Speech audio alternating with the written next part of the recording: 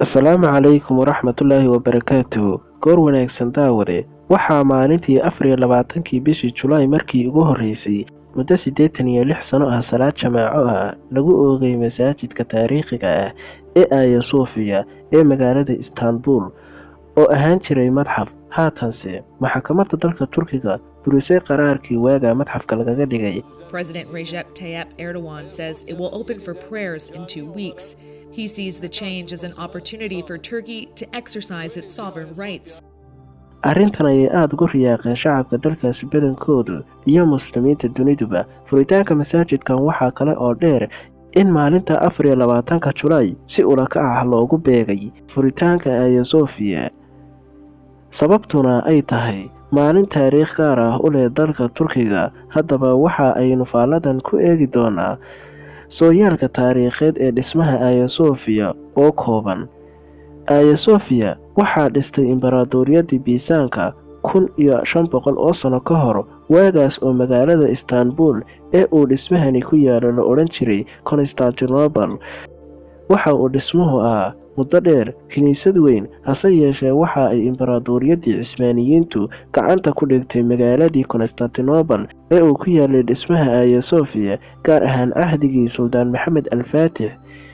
Taariikhdu markay ahayd 29-kii bishii May 1453, Suldaan Maxamed Al-Faatix ayaa markii dambe ka dhigay goobta masaajid weyn oo dib u habeyn iyo dayactir ku sameeyay dhismihii Hagia Sophia, waxaana lagu daray dhisme cusub oo ay ka mid yihiin mixraab xagga qiblada ku yaala, laakiin quruxdii iyo qaabkii dhismeedkii guud waxba lagama bedelin ee waa la sii bilay uun.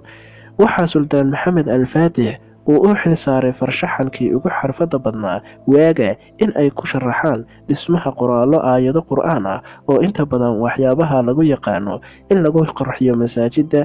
Tan iyo waaga markii ay Cismaaniyiintu gacanta ku dhigeen magaaladii Constantinople oo magacii magaaladana loo bedelay Istanbul oo noqotay magaalo madaxdii khilaafadda Cismaaniyiinta, waxa uu dhismaha Hagia Sophia ahaa masjid. Hase yeeshee markii ay duntay khilaafadii Cismaaniyiinta dagaalkii labaad ee dunida kadib ee uu Mustafa Kemal Atatürk aasaasay Jamhuuriyadda Turkiga ee casriga ahayd sanadkii 1953 oo ah 9 sano oo kadib markii dowladdii Turkiga ee lagu dhisay mabaadi'da cilmaaniyadda la hirgeliyay, waxaa la go'aamiyay in dhismaha laga dhigo goob madxaf ah. Madxafkaasina wuxuu tan iyo waagaas soo jiidan jiray oo u dalxiis tegi jiray in ka badan 3 milyan oo qof sanadkiiba.